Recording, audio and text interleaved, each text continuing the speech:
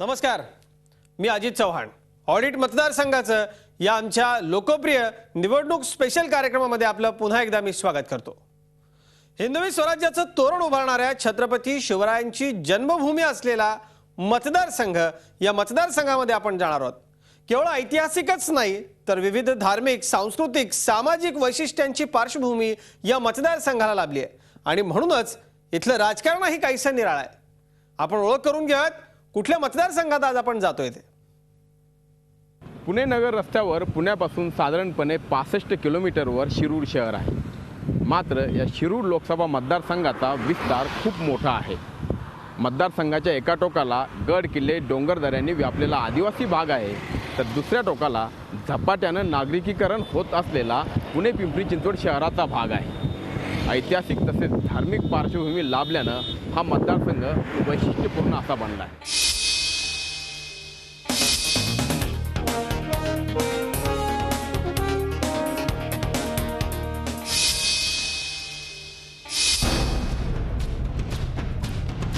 छत्रपती शिवरायांच्या जन्मापेक्षा मोठी ऐतिहासिक घटना महाराष्ट्राच्या इतिहासात असूच शकत नाही.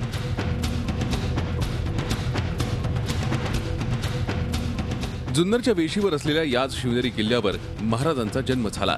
त्यापुढचा इतिहास सर्वांनाच ठाऊक आहे. केवळ शिवनेरी नव्हे तर जीवधन, चावड, हडसर यासह एकूण 8 किल्ले या परिसरात आहेत, जे मराठ्यांच्या शौर्यशाली इतिहासाची साक्ष देतात. याच परिसरात नाणेघाट आहे. देशावरच्या दळणवळणाचा आणि व्यापार उदिमाचा हा तत्कालीन मार्ग. पेशव्यांच्या इतिहासाची देखील किनार या मतदारसंघाला आहे. चास ते चासकर हे पेशव्यांचे सासर, तर शिरूर जवळचं आलेगाव पागा म्हणजे पेशव्यांच्या घोड्यांच्या पागा.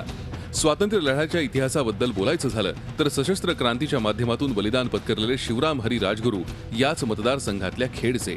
इतिहासाचा असा समृद्ध वारसा या मतदारसंघाला लाभलाय.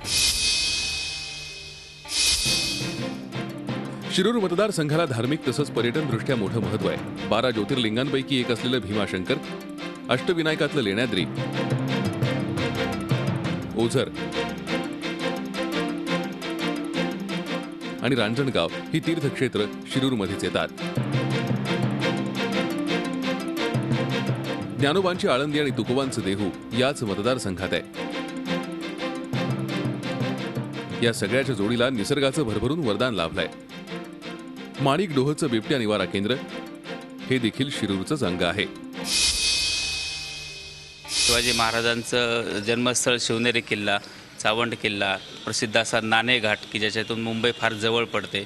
त्याच्यानंतर धार्मिकमध्ये जर विचार केला तर 12 ज्योतिर्लिंगांपैकी महत्त्वाचं असलेलं भीमाशंकरचं देवस्थान, त्याच्यानंतर खेड तालुक्यातील चास गावातलं बाजीराव पेशवे यांच्या सासरवाडीचं चासकरांचा वाडा, तमाम महाराष्ट्राचं कुलदैवत असणारं खंडोबाचं, निमगावचं प्रसिद्ध असं खंडोबाचं मंदिर, त्याचप्रमाणे कुलदैवत असलेलं यमाईचं मंदिर जे कन्नेरसर इथे आहे, आणि आत्ता नुकतंच खेड तालुक्यामध्ये जी चाकणची MIDC झालेली आहे ती SEZ येऊ घातलेला विमानतळ, या सगळ्या दृष्टींनी खेडचं पर्यटनाच्या दृष्टीने महत्त्व वाढतं आहे. ग्रामीण आणि शहरी जीवन संस्कृतीचा मेळ शिरूर मतदारसंघात पाहायला मिळतो. मतदारसंघाचा 60% हिस्सा ग्रामीणमध्ये मोडतो तर 40% लोकसंख्या शहरी आहे. मतदारसंघाची रचनाच तशी आहे. पुणे शहरातील हडपसर, पिंपरी चिंचवडमधील भोसरी या मतदारसंघात आहेत. त्याचवेळी जुन्नरमधील दुर्गम असं घाटघरही याच मतदारसंघात आहे. गेल्या लोकसभा निवडणुकीच्या वेळी या मतदारसंघाची पुनर्रचना झाली. पूर्वीचा खेड आता शिरूर मतदारसंघ बनला आहे. या नव्यानं तयार झालेल्या मतदारसंघात पूर्वीच्या खेडमधील मुळशी, भोर आणि मावळ यांना वगळण्यात आलाय. त्याऐवजी पूर्वी बारामतीमध्ये असलेल्या शिरूर, हडपसर, भोसरीचा यात समावेश करण्यात आलाय. राजकीय दृष्ट्या विचार केल्यास प्रदीर्घ काळ काँग्रेसच्या पाठीशी राहिलेला हा मतदारसंघ मागील 2 निवडणुकांपासून शिवसेनेच्या ताब्यात आहे. आश्चर्य म्हणजे पूर्वी आताचा शिरूर म्हणजे पूर्वीचा खेड मतदारसंघ. आणीबाणी आणि नंतरच्या काळाचा विचार केला तर 1977 पासून 1999 पर्यंत केवळ 89चा अपवाद वगळला तर या मतदारसंघावर काँग्रेसचं आधिपत्य होतं. 1977 मध्ये काँग्रेसच्या अण्णासाहेब मगर काँग्रेसच्या तिकिटावर निवडून आले, तर 1980 मध्ये प्राध्यापक रामकृष्ण मोरेंनी बाजी मारली. 1984 मध्ये प्राध्यापक रामकृष्ण मोरे पुन्हा निवडून आले. 1989 मध्ये मात्र रामकृष्ण मोरेंची हॅट्रिक हुकली. जनता दलाच्या किसनराव बाणखेलेंनी त्यांचा पराभव केला. 1991 मध्ये काँग्रेसच्या विदुरा नवलेंनी किसान बाणखेलेंचा पराभव करून मतदारसंघ परत मिळवला. 1996 मध्ये जनता दल सोडून शिवसेनेत गेलेल्या किसन बाणखेलेंचा काँग्रेसच्या निवृत्ती शेरकरांनी पराभव करत पक्षाच्या विजयाची परंपरा कायम ठेवली. 1998 मध्ये काँग्रेसच्या अशोक मोहोळ यांनी शिवसेनेच्या नाना बलकवडे यांचा पराभव केला. 1999 मध्ये अशोक मोहोळ राष्ट्रवादीवासी झाले. त्यांनी शिवसेनेच्या किसन बाणखेलेंना हरवलं. 2004 मध्ये मात्र या मतदारसंघात परिवर्तन घडलं. राष्ट्रवादीतून शिवसेनेत प्रवेश केलेल्या शिवाजीराव आढळरावांनी राष्ट्रवादीच्या अशोक मोहोळ यांच्यावर निसटता विजय मिळवला. तर 2009च्या निवडणुकीत राष्ट्रवादीच्या विलास लांडे यांचा पराभव करत शिवाजीराव आढळराव यांनी विजयाची पुनरावृत्ती घडवली. नव्याने निर्माण झालेल्या शिरूर लोकसभा मतदारसंघात त्यांनी लांडेंना धूळ चारून स्वतःचं स्थान आणखीनच बळकट केलं. शिवसेना ही एकेकाळी फलकापुरतीच मर्यादित एवढंच शिवसेनेचं अस्तित्व होतं या मतदारसंघात. आढळरावांच्या बद्दल एक सर्वच पक्षीयात राष्ट्रवादी सोडलं तर सर्वच पक्षाचे लोक त्यांना मदत करतात. मग त्याच्यामध्ये काँग्रेस असेल किंवा मनसे असेल ही लोकंसुद्धा त्यांना मदत करतात. हा त्यांचा प्लस पॉईंट ठरतो. शिरूर, हडपसर, भोसरी, खेड, आळंदी, आंबेगाव, जुन्नर या 6 विधानसभा मतदारसंघांचा मिळून शिरूर लोकसभा मतदारसंघ बनतो. आज घडीला या 6 पैकी हडपसर वगळता सर्वच ठिकाणी राष्ट्रवादी काँग्रेसचे आमदार आहेत.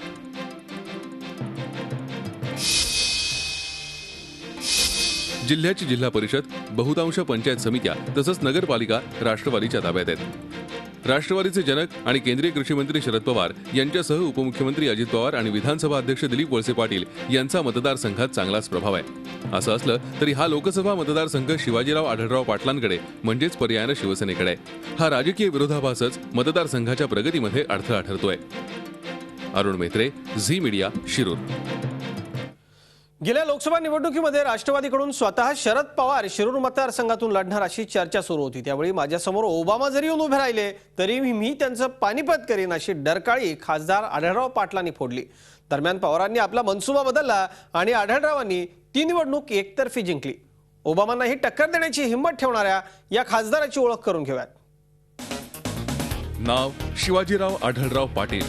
जन्म 8 मे 1956. वय 57. शिक्षण पदवीधर. समाजसेवक अण्णा हजारेंचे मानसपुत्र म्हणून आढळरावांची ओळख.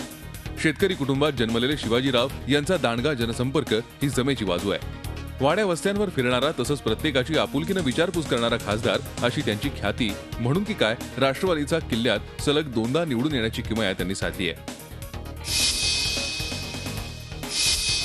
शिवसेनेच्या तिकिटावर निवडून लढवणाऱ्या आढळराव पाटील यांना 2009 मध्ये 4,82,563 मतं पडली.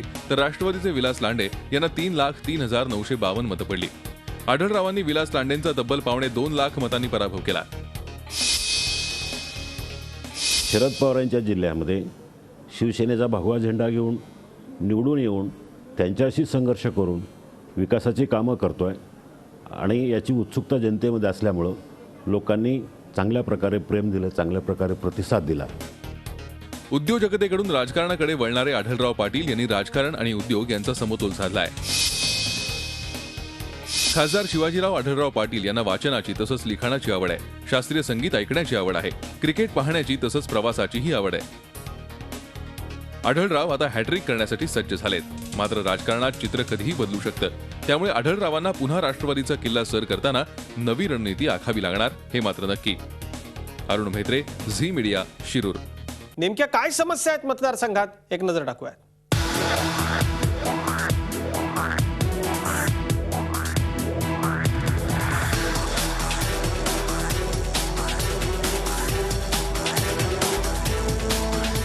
शिरूर लोकसभा मतदारसंघात एका बाजूला नागरिकीकरणाचा रेटा आहे तर दुसऱ्या बाजूला पिण्याच्या पाण्याचं दुर्भिक्ष.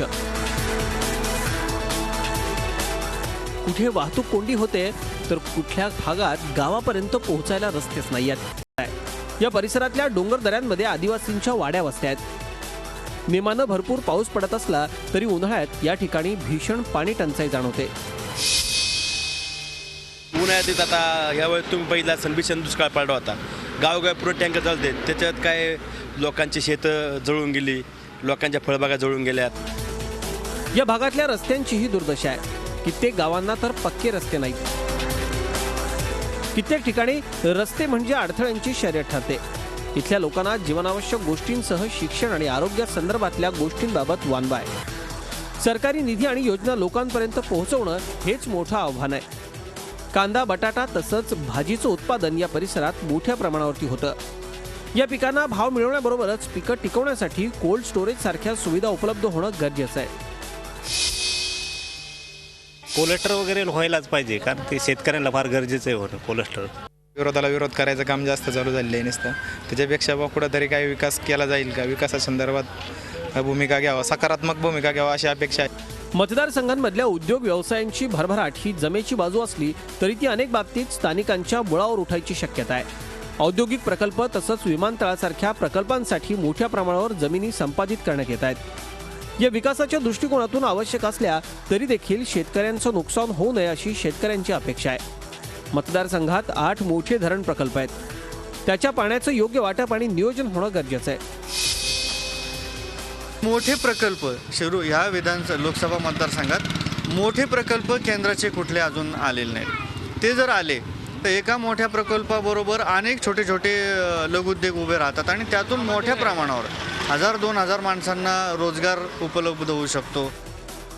मतदारसंघात बेरोजगारीचाही प्रश्न मोठा आहे. उद्योग व्यवसाय असो व शेती यासाठी कुशल मनुष्यबळ उपलब्ध व्हायला हवं. त्यासाठी शिक्षण आणि रोजगाराची योग्य सांगड घालणं गरजेचं आहे. मतदारसंघातून जाणाऱ्या महामार्गावरच्या वाहतुकीचा प्रश्न देखील गंभीर आहे. महामार्गाचं रुंदीकरण सुरू आहे. त्या जोडीनं पुणे नाशिक तसंच पुणे नगर जालना लोहमार्गाच्या कामाला गती येणं अतिशय आवश्यक आहे. आरोग्यविषयक सुविधांचीही मोठी गरज आहे. मतदारसंघात पर्यटन विकासाला मोठा वाव आहे. गड किल्ल्यांसह तीर्थक्षेत्रांच्या विकासावर भर देणं आवश्यक आहे. हडपसर भोसरीमधील रेड झोनचा प्रश्न महत्त्वाचा आहे. हे सगळे प्रश्न सोडवण्यासाठीचे यशस्वी प्रयत्न निरंतर सुरू असल्याचा दावा इथले खासदार करतात. पहिला पुणे नाशिक रेल्वे हा गेल्या 2 वर्षापूर्वी माझ्या प्रयत्नामुळे संसदेमध्ये रेल्वे बजेटमध्ये मंजूर झाला.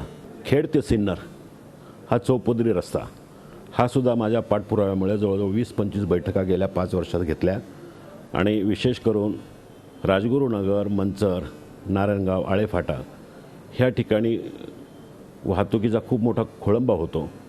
म्हणून या रस्त्याचं रुंदीकरणाच्या संदर्भामध्ये केंद्र सरकारशी पाठपुरावा करून त्याचा प्रश्न मार्गी लावला. नाशिक आणि पुणे हा महामार्ग करण्यामध्ये पंकज भुजबळ यांनी खासदार म्हणून जेवढे प्रयत्न केले तेवढे प्रयत्न आढळरावांनी केलेच नाही. ठीक आहे, भुजबळांच्या त्या प्रयत्नाला यश आलं.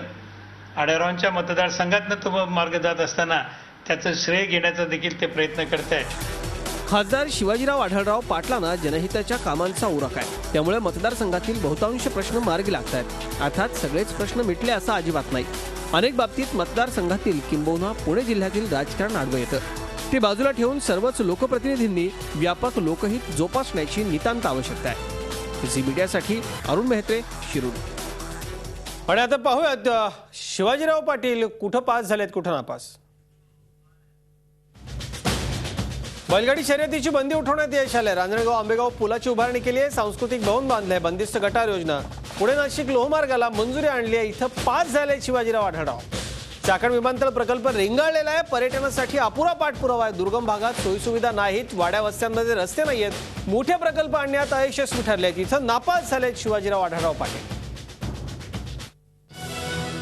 संपूर्ण पुणे जिल्ह्यात राष्ट्रवादीची सत्ता आहे. असं असलं तरी जिल्ह्यातल्या 4 पैकी केवळ एकच खासदार राष्ट्रवादीचा आहे. येत्या निवडणुकीत तुल्यबळ उमेदवार देऊन शिरूर लोकसभा काबीज करण्याचा राष्ट्रवादीचा मनसुबा आहे. तर सध्याचे शिवसेनेचे खासदार हॅट्रिक साधण्याच्या तयारीत आहेत. शिरूरचं राजकारण बैलगाडा शर्यतीसारखं चुरशीचं मात्र रंजक आहे. मतदारसंघातल्या स्थानिक स्वराज्य संस्था तसंच विधानसभा क्षेत्रांवरती राष्ट्रवादीचं प्राबल्य आहे. येथे मात्र तुल्यबळ उमेदवार नसणं हीच राष्ट्रवादीची मोठी अडचण आहे. अशा परिस्थितीत याच मतदारसंघातील एकेकाळचे आढळरावांचे जिवलग मित्र आणि विधानसभा अध्यक्ष दिलीप वळसे पाटील यांना मैदानात उतरवण्याची राष्ट्रवादीची तयारी सुरू आहे. राष्ट्रवादीच्या पुढे अशी एक रणनीती म्हणून भाग येतोय की जर शिवाजीराव आढळरावांना जर रोखायचं असेल तर कदाचित स्थानिक उमेदवार म्हणजे त्यांच्या परिसरातला आंबेगावच्या पट्ट्यातला जर त्यांना उमेदवार दिला, वळसे पाटील हे चांगला प्रभावी असा सामना आढळरावांचा करू शकतात अशी अनेक जणांची खात्री आहे. या मतदारसंघाची एकूण लोकसंख्या 16,30,466 आहे. शिरूर लोकसभा मतदारसंघात मराठा मतदारांची संख्या मोठी आहे. लोकसंख्येच्या दृष्टिकोनातून त्या खालोखाल माळी आणि धनगर समाज आहे. धर्माचा विचार केला तर 70% हिंदू, उर्वरित 30% मुस्लिम आणि बौद्ध समाजाचं मत आहे. राष्ट्रवादीसाठी ही लढाई केवळ बेरजेच्या राजकारणापुरती मर्यादित नाही, हा त्यांच्या अस्मितेचा प्रश्न आहे. अशा परिस्थितीत आढळरावांनाच राष्ट्रवादीकडून लढवलं जाऊ शकतं अशाही बातम्या अधूनमधून येत असतात. खासदार आढळराव यांच्या राष्ट्रवादी प्रवेशाच्या बातम्या वरचेवर येत असतात. त्यामध्ये तथ्य असेल किंवा नसेल हाही एक संशोधनाचा भाग आहे. परंतु ह्या बातम्या का वारंवार येतात हा सुद्धा एक महत्त्वाचा त्यातला भाग आहे. कारण आढळरावसुद्धा संपर्कात असू शकतात किंवा ते वारंवार ते खुलासा करतात. 6 महिन्यांनी, पूर्वी वर्षातून एकदा करायचे, आता 6 महिन्यांनी, आता निवडणुकीच्या तोंडावर दर महिन्याला त्यांना हा खुलासा करावा लागतो. म्हणजे हा त्यांना खुलासा का करावा लागतो याचा सुद्धा एक संशोधनाचाच विषय आहे हा. म्हणजे ते सुद्धा राष्ट्रवादीच्या नेत्यांच्या संपर्कात असू शकतील. शिवाजीराव आढळरावांनी हा आरोप सपशेल फेटाळून लावलाय. मतदारसंघातली विकास कामं तसंच जनसंपर्काच्या जोरावर शिरूरमध्ये खासदारकीची हॅट्रिक साधणारच असा आत्मविश्वास त्यांना आहे. माझ्या जनतेच्या प्रेमावर, माझ्या शिवसैनिकांच्या साथीनं ह्या लोकसभा मतदारसंघामध्ये तिसऱ्यांदा भगवा झेंडा फडकवणार म्हणजे फडकवणार. ह्यामध्ये तीळ मात्र शंका नाही, कुणालाही शंका नाही, राष्ट्रवादीला सुद्धा शंका नाही. शिरूर लोकसभा मतदारसंघ आज जरी शिवाजीराव आढळराव पाटलांचा बालेकिल्ला बनलेला असला तरी जिल्ह्यातले शिवसेनेचे नेते गजानन बाबर, नीलम गोऱ्हे यांच्यासोबत त्यांचं फारसं सख्य नाही. शिवाय राष्ट्रवादीनंही हा लोकसभा मतदारसंघ काबीज करण्यासाठी कंबर कसली आहे. झी 24 तास, एक पाऊल पुढे.